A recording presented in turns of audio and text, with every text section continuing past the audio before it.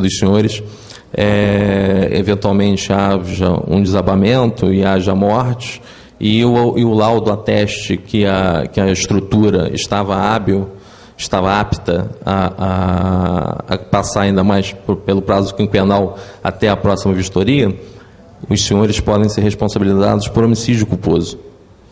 Então, é algo que não fica só no âmbito, na esfera patrimonial. A responsabilização não se trata só de responsabilização civil.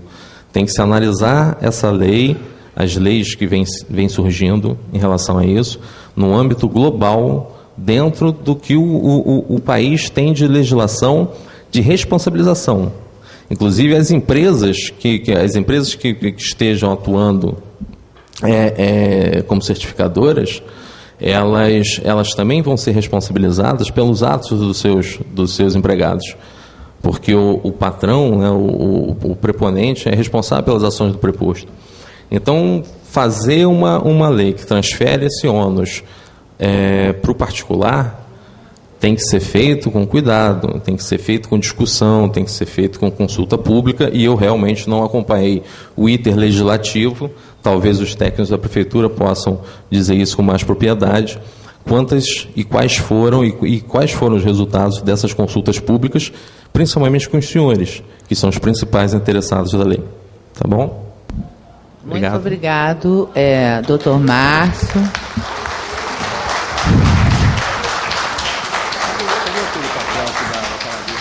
A gente queria só fazer um esclarecimento aqui, que o nosso debate, ele não tem e nem deverá ter um viés político, tá?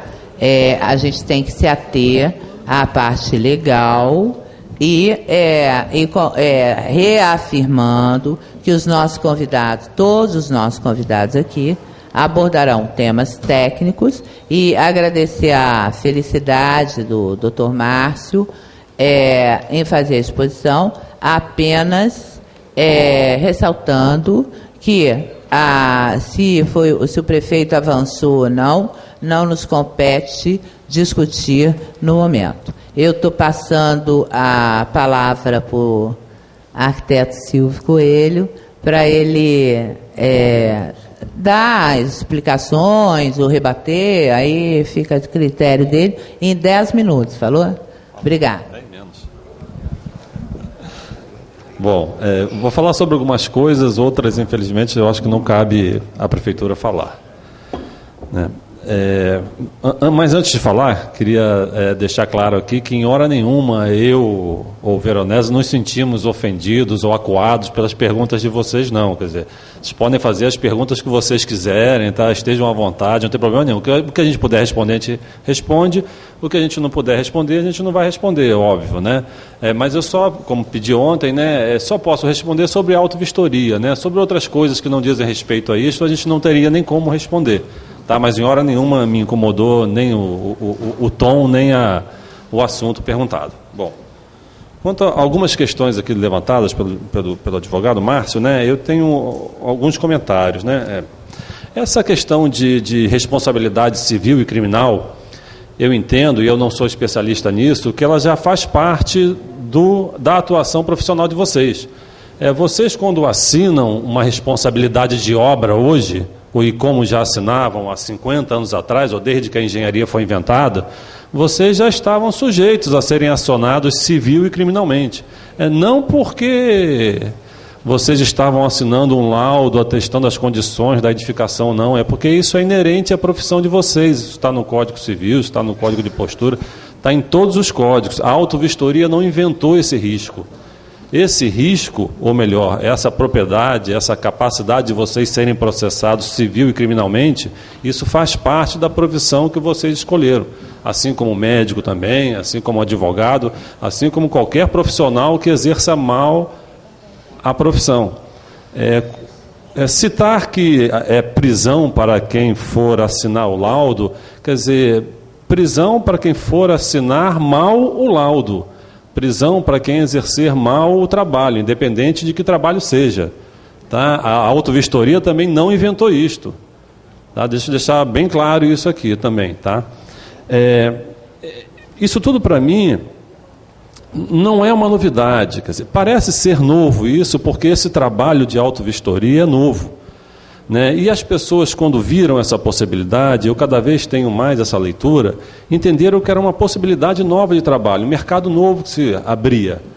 Mas com esse mercado novo que realmente se abriu, ele traz também a responsabilidade do trabalho praticado, como qualquer trabalho, como já era antes. Tá? Já teve tempos aqui que se instituiu na prefeitura o seguro para construção, por conta de empresas que não entregavam as obras, por exemplo, a falência da Encol. A prefeitura instituiu na época um seguro. Então, esses seguros, eles existem de tempos em tempos. Seguro pessoal, alguém já ouviu falar aqui de seguro pessoal de responsabilidade técnica de obra? Bom, deveria existir, né? Porque o prédio pode cair, assim como um laudo pode ser mal feito. Mas isso não existe.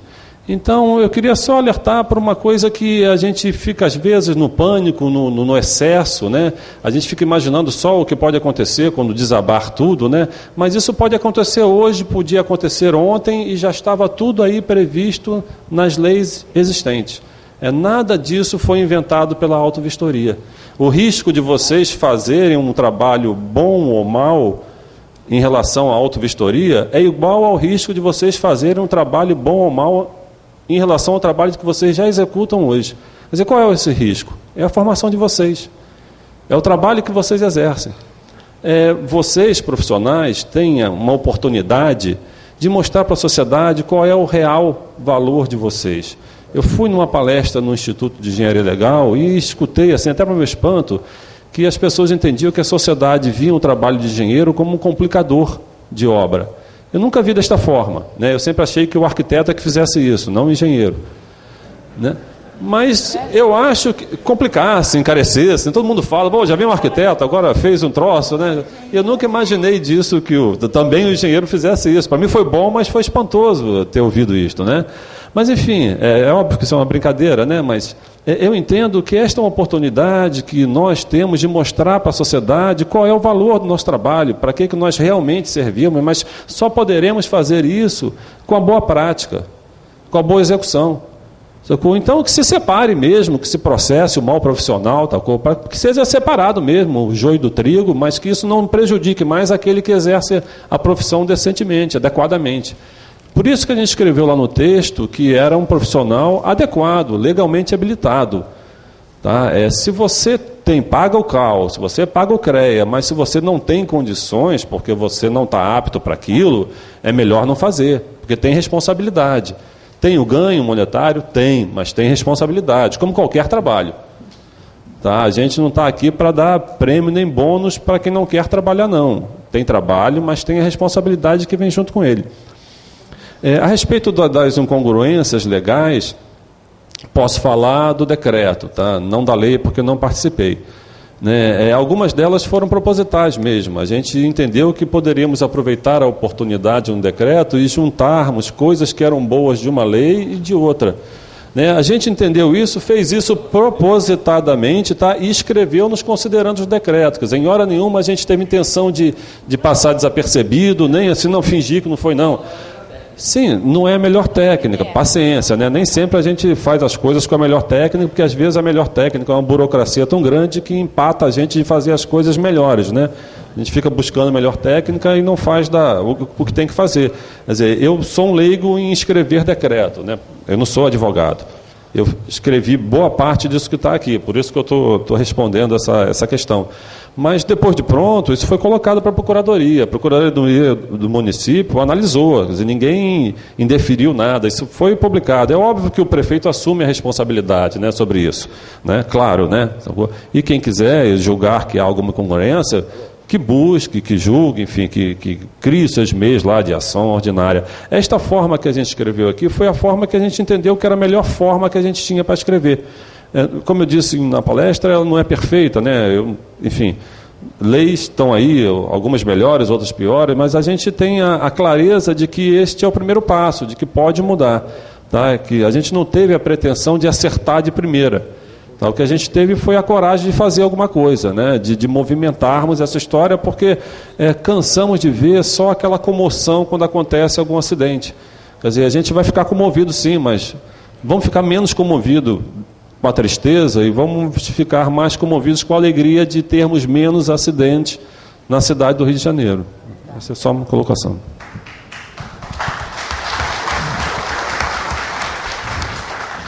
Senhores, essa abordagem, essa explicação ontem, de que a sociedade civil, de uma forma geral, ela está enxergando como um certo oportunismo dos profissionais desse nicho que foi criado, é real. Porque as pessoas, isso é verdade. Se vocês fizeram uma enquete, é real. A gente tem que, exatamente por isso, já houve o primeiro seminário, está havendo o segundo agora, e eu acredito que vão acontecer uma série de seminários exatamente para haver esclarecimento. Em segundo lugar, mesmo eu não tendo mandato para tal, eu acho bárbaro esses dois técnicos virem aqui, irem em outros lugares, darem a cara a tapa, com a maior humildade, sem a menor pretensão de serem absolutos, dispostos a receberem, não só a dar informações, como a receberem contribuições. Então, eu acho que a gente só pode agradecê-los, e eu acho que é a primeira vez que isso acontece. Não vai ser você agora, tem outro para falar na frente, tá? Já tem inscrição. A gente já tem uma ordem de inscrição e ninguém vai zonear essa mesa hoje, ok? Então, o seguinte, como eles têm que sair mais cedo, agora eu vou, na realidade, o Schipper estava inscrito, e eu vou passar a palavra para ele, e eu tenho a impressão que se a gente não estiver atendendo, inclusive, o Clube de Engenharia, através das DTS participantes, os anseios dos senhores, a gente gostaria que vocês fizessem observações para a gente tentar adequar a nossa contribuição à sociedade, ok? Eu vou passar para o Zé Schipper, então. 10 minutos, tá? Bom, eu acho que na última reunião, de ontem, no seminário, muita coisa ficou já definido exatamente. Ou seja, a vistoria é do edifício residencial ou comercial, de todo o edifício, inclusive das moradias ou das salas. É claro que a responsabilidade não é do engenheiro, do arquiteto que for fazer a vistoria. Quando alguém for contratar uma vistoria, tem que passar para o síndico ou para quem contratou que ele é o responsável pela vistoria dos apartamentos também, que ele tem que tomar uma providência e deixar os apartamentos livres para poder fazer a vistoria em tais dias. Então não é responsabilidade do perito que for fazer a vistoria falar com os moradores. Isso não é uma vistoria preliminar, que é aquela que o construtor vai construir e pede para fazer uma vistoria nos apartamentos e prédios vizinhos. É diferente. Aquela, a pessoa pode negar. Aqui, se negar, é problema do síndico, não é problema do quem está vistoriando. Eu ontem falei algumas coisas sobre que eu acho a ordem que deve ser feita, e eu esqueci de falar uma coisa muito importante. É o seguinte, a anamnese. O que é isso? É um médico, quando vai consultar, ele pergunta como é que foi isso, o que você teve já, que não teve, faz aquelas perguntas todas. Isso vai ter que ser feito pelo perito, na minha opinião. Ele tem que ver a história do prédio. Ele não pode chegar lá, tem que ver a história. Perguntar se já aconteceu alguma coisa, se sabe de algum elemento, pergunta o porteiro. É um questionário importantíssimo. Sim, inclusive para mostrar a responsabilidade do serviço. Então, esse serviço, essa palavra anamnese, que é essa consulta, que é esse preliminar, deve ser feito por todos os peritos, na minha opinião. Eu estou orientando dentro da minha responsabilidade na Procuradoria do Estado, em que a gente orienta as vistorias. E a inspeção é visual. Ela não é, você não precisa levar um aparelho, quebrar, nada. Se precisar, na própria vistoria, escreve que é necessário isso. E só que essa inspeção visual tem que ter um raciocínio pericial. Porque a pessoa vai vistoriar e ela sabe dos problemas que podem acontecer, ela tem que saber para ela poder escrever. Então, a vistoria, o mais importante são as fotos. O mais importante são as fotos. E as fotos, eu aconselho a vocês que não façam só a foto local, onde existe um problema. Tem que ser uma foto global para mostrar ou uma planta para mostrar o total e a posição exata onde é a situação que está acontecendo o problema. E aí é que eu digo, o profissional deve se preocupar com o aspecto da natureza ética e tem que ter uma responsabilidade e tem que examinar todos os apartamentos. Não pode fazer por amostragem. Não pode fazer por amostragem.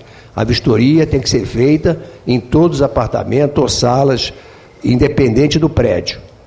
E, como já se falou aqui, a vistoria é completa, além da parte estrutural, a parte de alvenaria, sistema hidráulico, esgoto, o máximo possível que puder ver e anotar. E, no final, na minha opinião também, na minha orientação, é que se faça um esquema de prioridade. Se tiver alguma coisa para fazer, tem que botar prioridade, executar esse serviço daqui a 2 meses, pela prefeitura, o perito que for fazer a vistoria, ele tem que dizer, inclusive, o prazo que ele acha que tem que iniciar o serviço.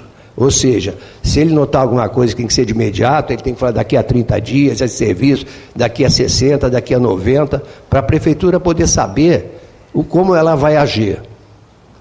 E eu acredito que maior esclarecimento podem perguntar, nós estamos aqui à disposição.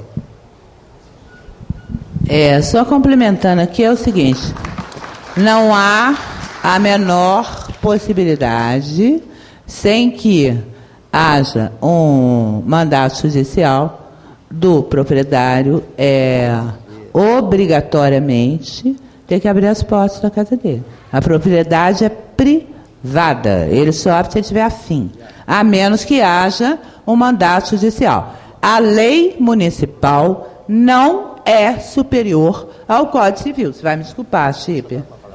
Deixa eu acabar isso. Não é e não pode ser superior ao Código Civil. Entendeu? A gente tem hierarquia, então, de lei, competências. Então, não é uma propriedade privada e independente. As áreas comuns,